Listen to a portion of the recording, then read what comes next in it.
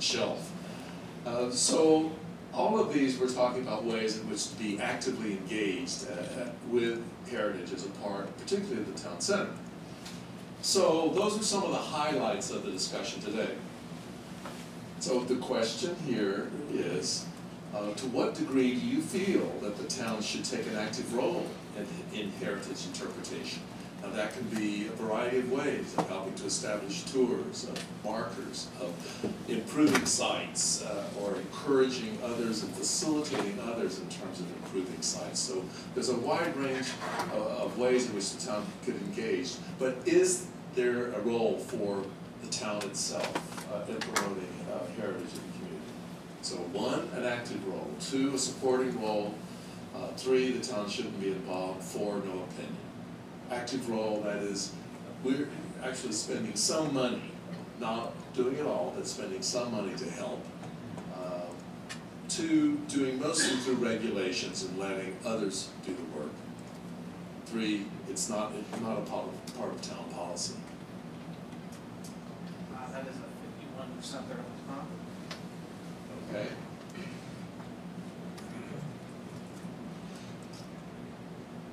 The next question, heritage standards could help create a unique setting for Farragut's downtown. Should we tie in heritage to the downtown?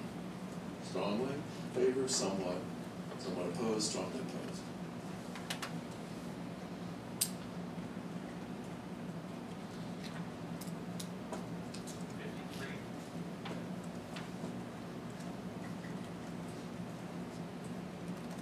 Now this one just asks you to choose from, you might want to choose more than one, but we want you to choose just one. What is the primary role that you feel heritage should play in Farragut? That this is a place for residents, for the local, it's primarily for local residents, as is an important thing. Or 2, it's really a place for visitors to learn. 3, it's part of the bigger regional stories. The Battle of Chattanooga is an example where Farragut plays a supporting role in that respect. Again, don't think there's a role at all.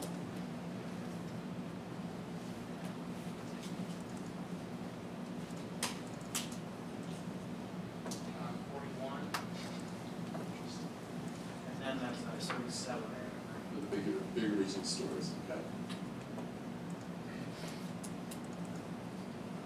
And in this case, you get to choose 3. Which potential policies and actions do you support? Using history as an identity theme, perhaps in streetscape improvements, gateways, etc. As buildings and sites for interpretation, places where there are markers at buildings so you can understand what the history is. Adaptively reusing buildings to keep them in active use, but respecting their history, preserving their character at the same time.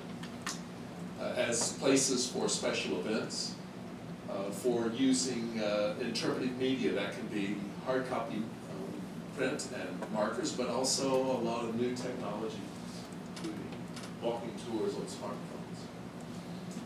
And 6, as an urban design theme, something that would inspire the character of architecture, perhaps in the town center, or at least around the historic resources.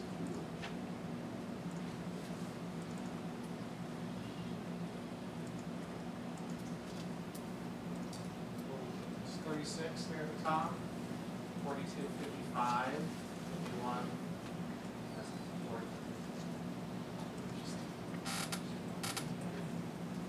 You get to vote 3 times in this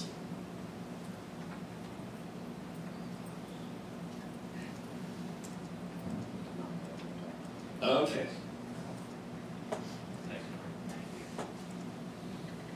So again, we talked about the older shopping centers. The strategic plan says we need to facilitate development and redevelopment. The master plan says redevelopment of existing structures. Okay. Here's some of our older iron shopping centers. Here's what has been done in other areas and possibilities illustrated here. So this is an existing Kind of keep an eye on this building over here. See how the shopping centers can be transformed. Keep an eye on this building over here, Memphis.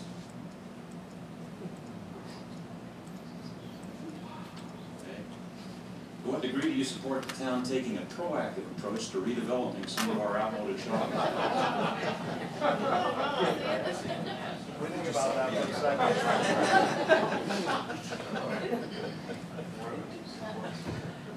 Take 3.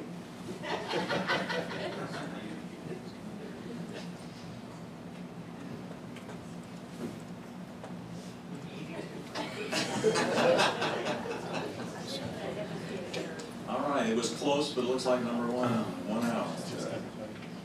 Okay, incremental growth.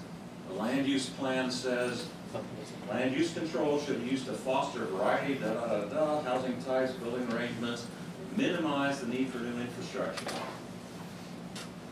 Okay, that means let's extend it gradually instead of jumping. Okay, next. This suggests encouraging and incentivizing infill and redevelopment. Means let's fill in the blank areas and let's redevelop the places before we go jumping out into the outer limits of the town. To what degree do you agree with that policy? It would have a negative impact if you said, hey, this guy way out there is ready to go and the guys closer in are not ready to go. But we really want to encourage those people closer in to go, so that there's a negative side of that.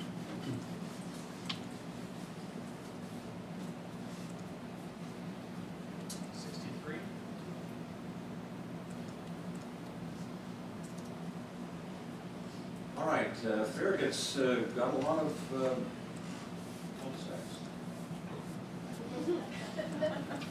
These are one entry subdivisions, okay? So what that means is 1 and 2 entry subdivisions. So all of these cars then go out to just a limited number of access points. What that does is it puts a lot of pressure on these surrounding roads. Okay? It's part of the reason we have traffic congestion, is there's no internal way to get through here. It's like going into the parking lot for Lindy's and not being able to get to the parking lot for Burger King without going back out in the street and coming back in again. Next. Here's the pedestrian circulation, and what you should notice here is the gaps.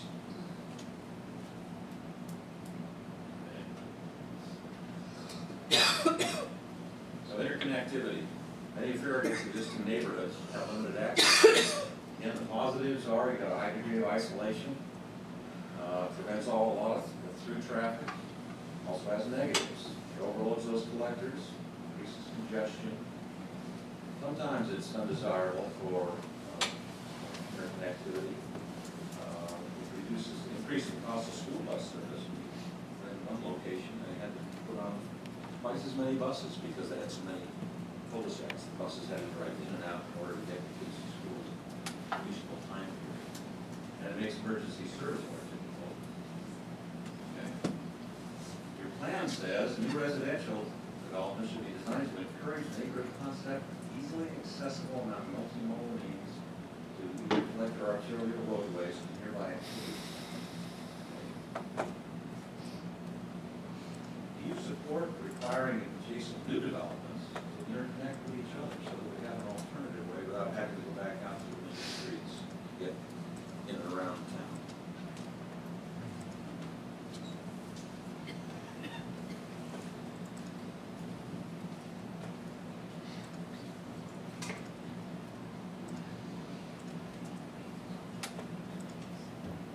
Uh, 37, 37, 13, 13.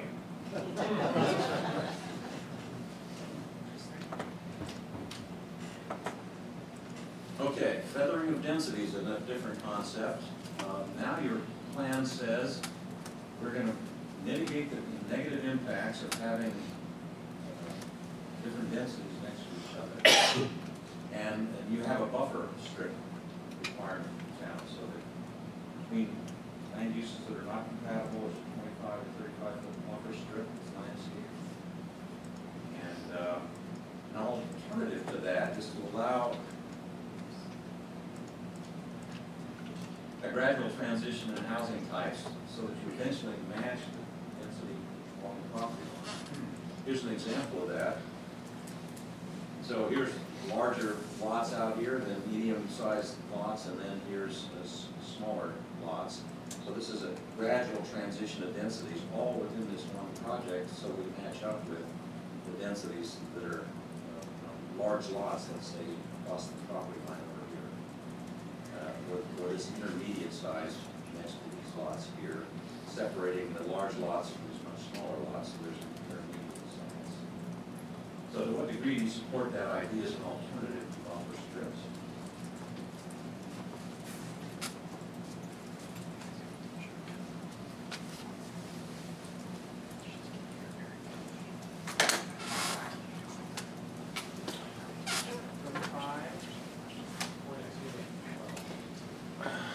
Register kind of a somewhat, keep in mind, you make a mental note, we want to come back at the end and talk about some of your thoughts. Here's your community identity. This is the range of architectural styles in Farragut.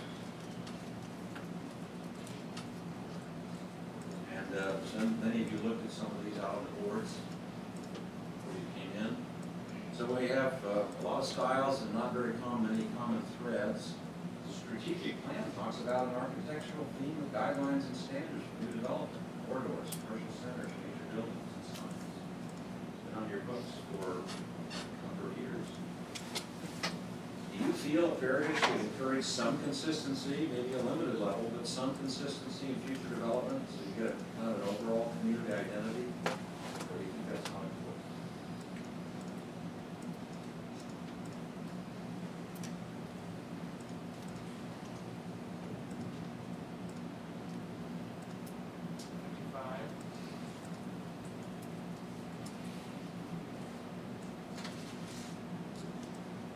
Okay, your strategic plan, been around for 10 years now. It says we should, up on the north side of the interstate, we should annex these areas in brown for employment center and offices and light manufacturing. Okay? These are currently outside of the town boundaries. Down here in Concord, it says we should annex and develop Concord Village as a historic area. Okay? Make an investment. Infrastructure, develop a historic resource. Now, reasons to annex include you get sales tax revenue. That would be a real reason. You can better encourage jobs. You can invest in infrastructure, roads, bring to a higher level maybe than most areas would get if they stayed in the county. And you can bring about a greater consistency in development. So under different management. And reasons not to annex include you take on additional costs. You annex areas, you have to provide additional services out there. And if you're not getting revenue, it's a net minus. So on the north side of I-75, I think that's a good idea or a bad idea?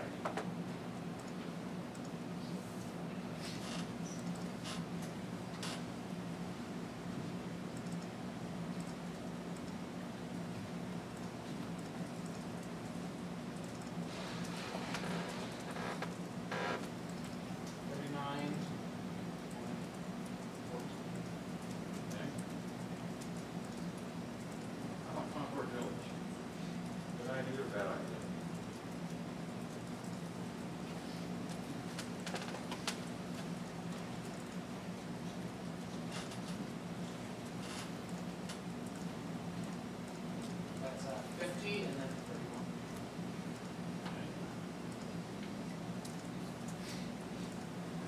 31. Now,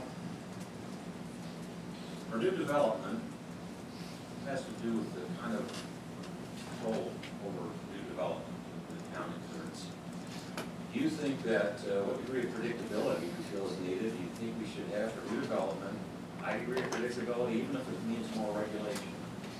You'd have a better handle on what's going to happen. Or do you think we need some predictability? Let's have some flexible guidelines would be helpful. Or do you think, hey, all we need to do is keep out the worst things? Let's have a lot of flexibility in how we develop. Or maybe let's have the maximum freedom to choose. It's all within, obviously, the overall zone.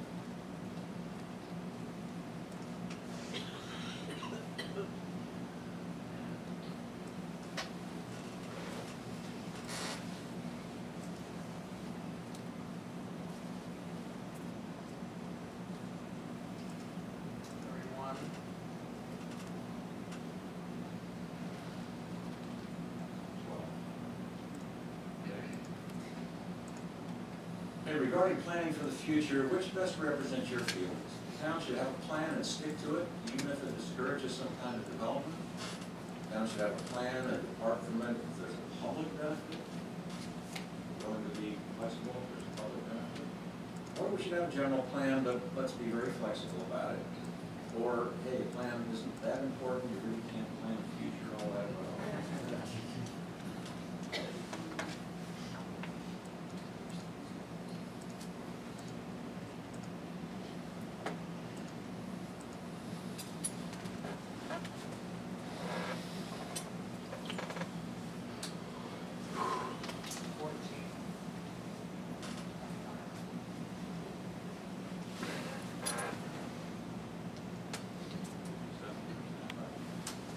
All right, now we're going to talk a little bit about parks. Got a nice range of parks going on. Golf club house in the middle. Trails all through the community. Pretty nice system. In general, how do you feel about Farragut's recreation? Think it's adequate? We really need more, hey, even if our costs have to go up, we need it? Or do you think we need more as long as the costs don't go up? Or, hey, we're going probably better than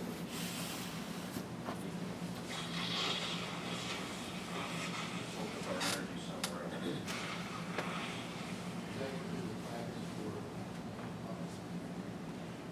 In general.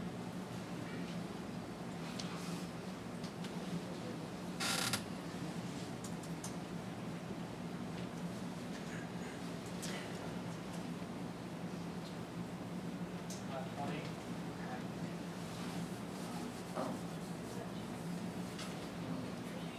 20%, 24%, 34%. Now, if you thought that we needed some more, what do you think we need more of? Active parks, sports fields, natural areas, trails, bike paths and bike lanes, playgrounds? You get to pick three. 1, 2, 3. Your top first choice, second choice, third choice. Boating, fishing, something that's not listed above, all of the above. Or, hey, I said last time that we don't need a regional recreation facility.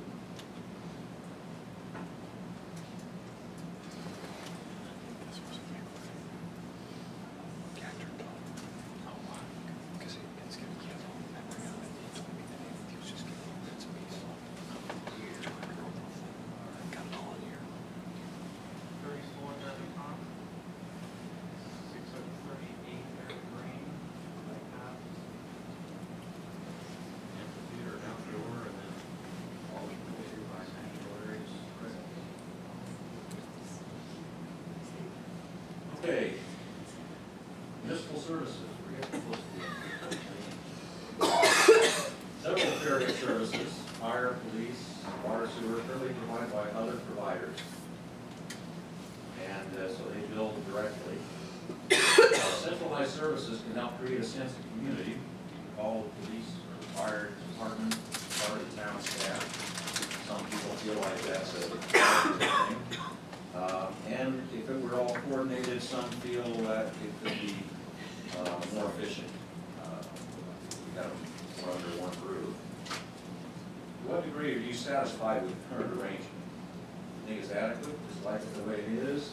I think the township provides services even if it costs more. I think the township provides services only if the cost isn't increased. Or,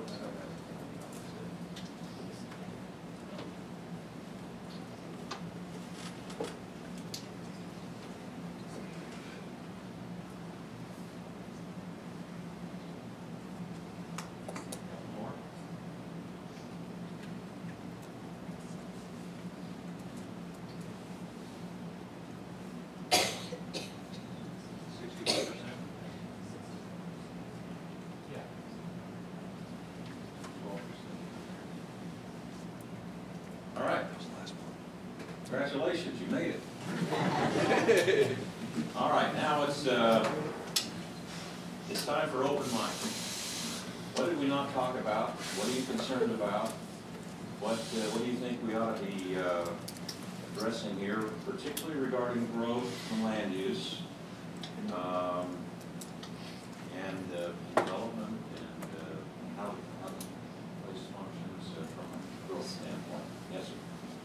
Well, we kind of touched on this, but I think the board bills that you do business, okay, you need to make sure that those that are existing are at the, somehow taken care of, still doing it, we have already dedicated any time. So you really favor of that redevelopment aspect before we start breaking it. Okay? Yes, sir. I think the town should focus more on looking at the core area of the town center and then starting to move out. I know there's been a lot of discussion about the street lights. Certainly are a big controversial item, and I think that's something that eventually would be a great idea, but I think that's money that's being spent too far out on the perimeter, and we've got so many problems here in the core. Talk about the decorative lights. Okay? That West End Center idea was interesting, but I'm concerned about the businesses being right up next to the street, remembering that that street where you're picturing parallel parking is the street that the school buses and the parents take to and from school every day, and that's not practical to have that. What do you guys think? Go to high school up there? What do you think if we had on-street parking and we had to go up there at only 20 miles an hour? Buses take the road by the baseball. Buses go up here? That's the buses for the intermediate, middle school, and high school. And at the high school, there are two different roads that we take, but. Are you going this way too? Yeah, you can go in there and up by the baseball field. But, at the middle school, I can see, you know, problem. Yeah, that's the backs up. Backs up in here. Oh, I see, because they're dropping the kids off. Morning would be too bad, but afternoon, it gets really good there already. You guys have to eat on campus? We did. That's if you walk down. I moved here 5 years ago, and I came from South Florida and worked with a company that developed the downtown West Palm Beach area. And we did something very similar to that West End around the Dreyfus School of the Arts. Again, the kids could leave and eat off campus in that area. So I like that one the best, just maybe the traffic stuff. But the traffic's good, but I think that makes the best use of space.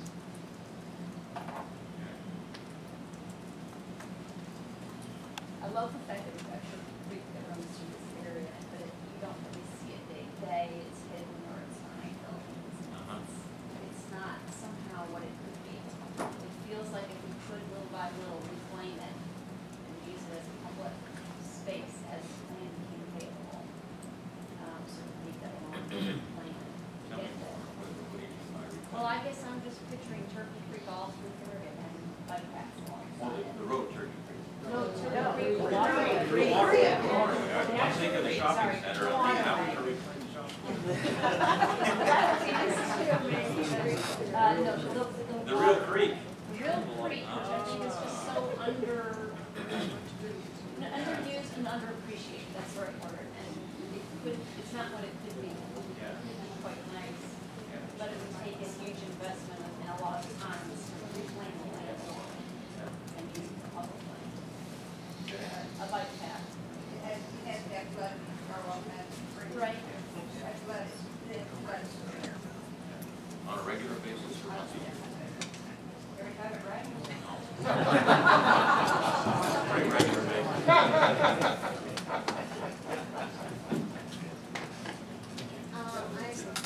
In all of those lists, they didn't really mention the community center. So it was difficult to respond to many of those things because it wasn't designated clearly. According to those lists, it looks like that was not even on the list to Are you think talking about. about a community center building or an activity center? Community center building. A building, community center building, and a place that would cause community. When you're saying community center, you're describing a business district. And business districts, we've got lots of business districts. but we don't have a place that is a community center. So a place you can have meetings, a place you with can have, was it recreation center too? special events, Special events. Okay. And one of the reasons we did. indoor stage, Yeah. place for activities inside. Swimming pool. Well, eventually swimming pool would be nice. This is an awfully big city not to have a public pool.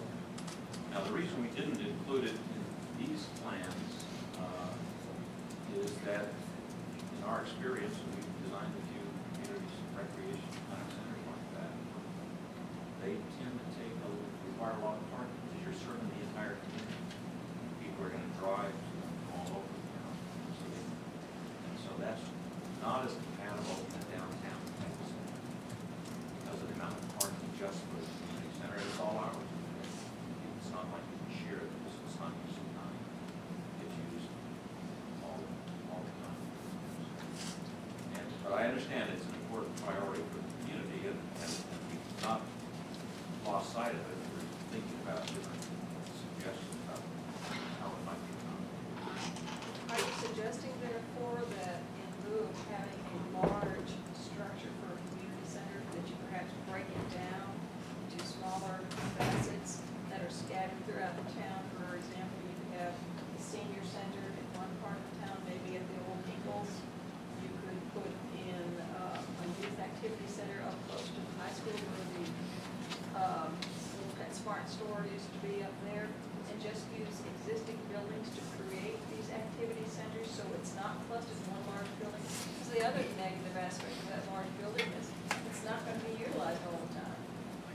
Prime example is in Oak Ridge. They have a community center, and a lot of times it's vacant. It's not being occupied or used except for special occasions. And now it seems like they're being used more the Oak Ridge High School auditorium for special concerts and such. So perhaps if we created some of these places and made them into smaller centers, it wouldn't be. I don't think that was a question. It's a great idea, though. That's another real possibility. From a staffing point of view, it seems to be more convenient to find them together, more efficient from a maintenance, manpower effect, but that might be offset by the lesser cost of using more existing structure. One problem with the Oak Ridge facility is that it hasn't been updated on a regular basis, and that's one reason why it doesn't have as much use throughout the day. One topic not addressed at all is public transportation. And if for a long-range plan, I would like to have that considered, not just to be integral only within the town of Farragut, but to reach out to other communities out here to provide transportation means in. Because wasn't it a high percentage of people said that it should attract, the Heritage Center should attract visitors from outside? So you're talking about public transportation? Yes. Okay. Tell me a little bit more what your thoughts about it. What are the possibilities? Well, if you wanted to promote the heritage, when visitors come from out of town and they're staying downtown, and we could provide public transportation on a more regular basis instead of just for working commuters, an easy way for visitors who are in the area to make it over this way without having to drive themselves. We talk a lot about the pedestrian and bicycle access within our own area, and the whole Knox County area is trying to connect to those pathways. So we could build on that part too. But more the public transportation of thinking of the convenience of not having to park somewhere once you get there. Also. And do you think the issue? About your local trolley system, I think. Well, not just local probably because to connect to other places to bring people in from farther away, so where trolley is easier. That's a really tough question. Yes. In terms of economics. Right. Transit system and all those other things.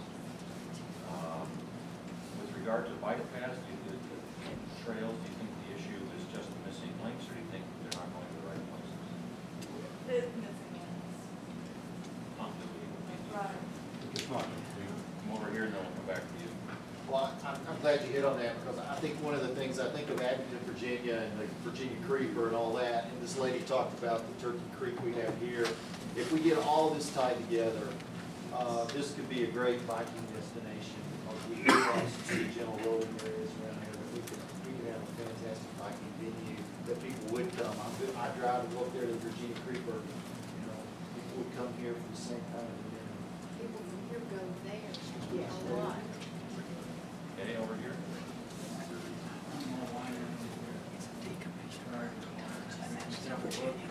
Talking a lot about land use development, all of it, very, we need to take a serious look at historic preservation, particularly historic tourism. A lot of historic assets, Russell House,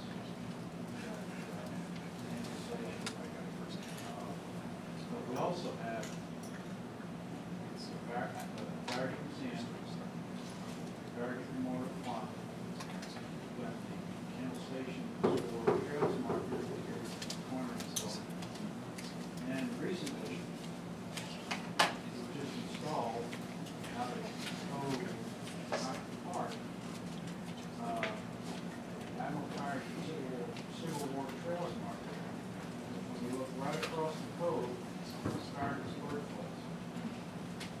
The last 5 consecutive years, tourism in the state of Tennessee contributed over $1 billion to the state, counties, and municipalities.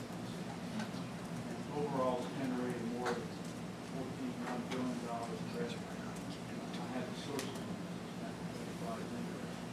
We need to really market and promote our assets, preservation and tourism.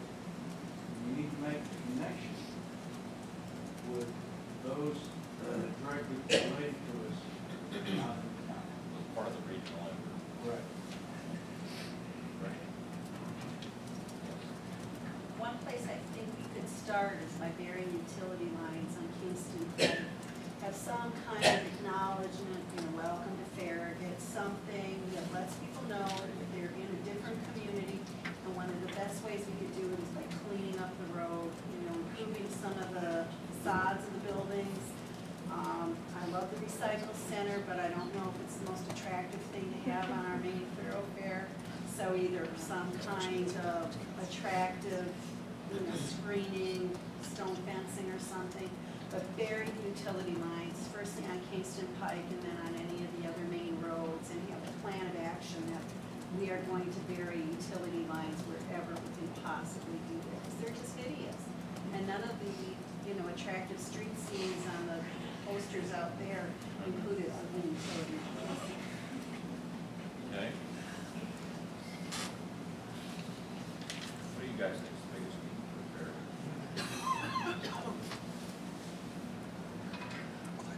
What have you seen elsewhere that you say, hey, I wish I had this in my head?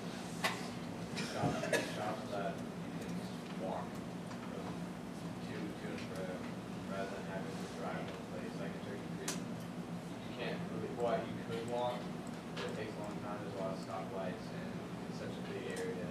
But walking and parking in one place and then just going would make that light.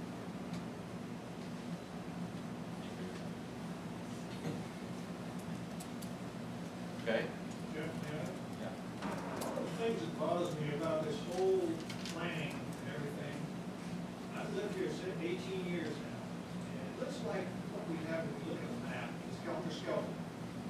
We got the west side of this area, it's called Dixie Lee, got a few little things there. Then you move on in, and you've got Ingles Shopping Center, the old Ingles area, it's abandoned. Then you got Kroger, and you keep moving along, you got along Kingston Pike. Then you go to Turkey Creek, which spread out all over the place. It's too bad I heard about the market, the town market, being fall through. But for me, it looks like all these things that we're planning is just pushing things all over the place. there's no consistency in anything, in my opinion.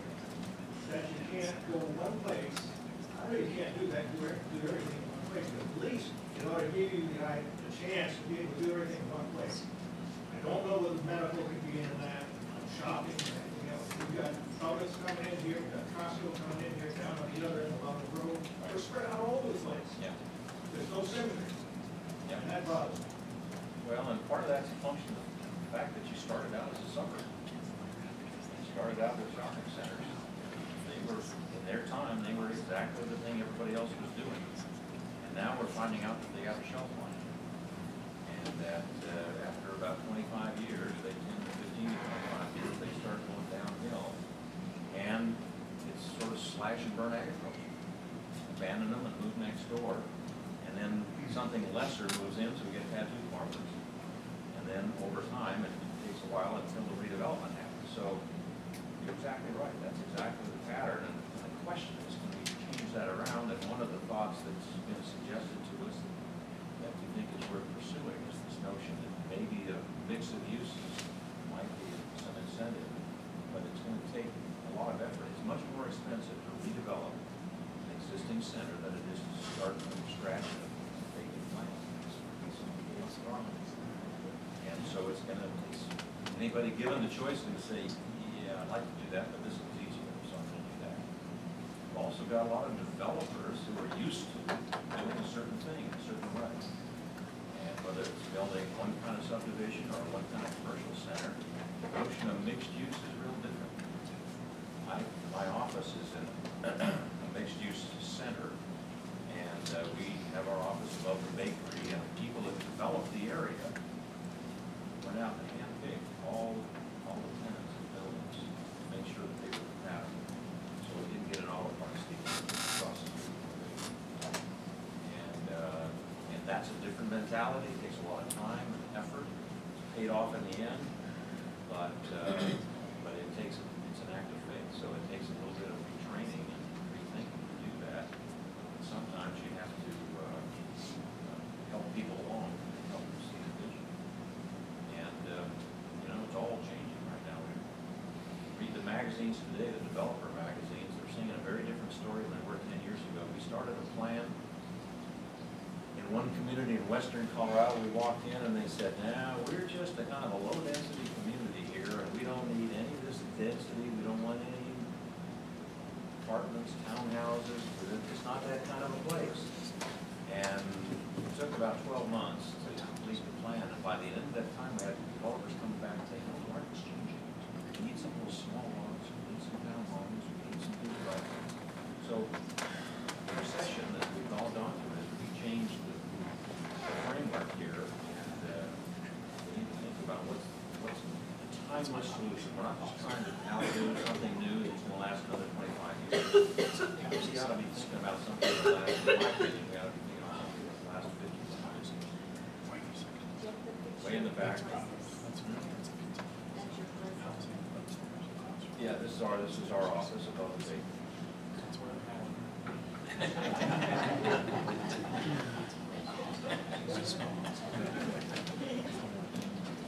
Way in the back. That's you. Okay. I just want to be sure that everybody understands that you're talking high density, high density, high density.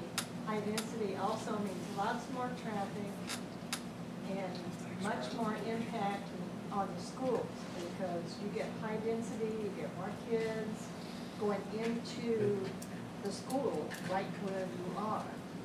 So that needs to be figured in too. Yeah, you're absolutely right, but the other If side of it is. if the high density means people rather than offices. If we do it right, it means they can walk some of the trips. This makes sense. Yeah. Does Farragut not require like 10% green space with new developments? I think it's something that's been pretty consistent. And if we can keep that, I think it could also make this an Audubon bird sanctuary and tie in with the natural beauty of East Tennessee. And I don't think it would cost hardly anything other than some man hours or something. Bird sanctuary, is that true, Ruth? 10%? Yes, we require 10% open space whenever whenever there's any kind of subdivision property.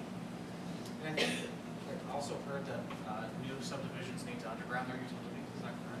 Yes, all of the subdivisions underground have to have underground utilities. That's been a requirement for many years. Okay, here then. One of the things we all voted on earlier that got a high percentage was the Performing Arts Center. And if you take the area where we're sitting right now, the four corners that come into here are pretty much vacant. If we had a Performing Arts Center, and just for the sake of argument, something like the Tennessee Theater here on this property, with an upscale hotel, you would solve two problems. One, you'd get the people in Farragut to have a place to go, something to do. It would be a draw to Farragut. If you had the hotel there, the people that are staying there would occupy these vacant restaurants that are sitting here on the corner. So that would take care of that corner. And she talked earlier about getting the people from downtown Knoxville to come here to see our historic sites. You have a hotel right here, they could walk to the historic sites. We do have hotels here, but they're located right off the freeway. If you start with a hub, something small, not some big giant center, if you build it, they'll come.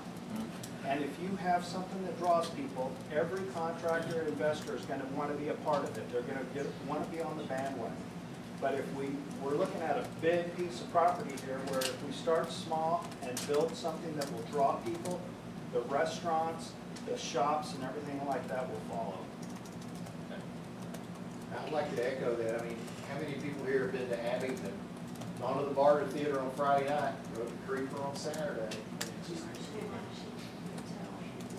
Yeah. There you go. We're only as easy as Chase makes it look. Bring it about. Tell them what you're doing. So I'm grabbing Denver's Performing Arts Complex, not that the size may be appropriate, but it's a wonderful one. It's a really great example. We're going to see if it fits. Yes, sir. Looping back around to the Village of Concord,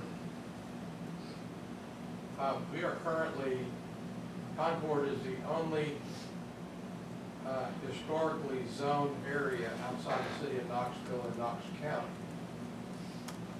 And we are regulated by the Historic Zoning Commission, and we have our guidelines. It's unclear at this point, should we be annexed by Farragut, what would happen to that historic zoning designation. It's also unclear to me, given what Concord is, how it would contribute much to Farragut's tax base, or sales tax. Those are just things that I wanted to ask. Okay. Sure, yeah. Yes, I did, but this is in regard to the Performing Arts Center. I think any Performing Arts Center has to have a lot of grant money and a lot of public money because it's not going to pay for itself.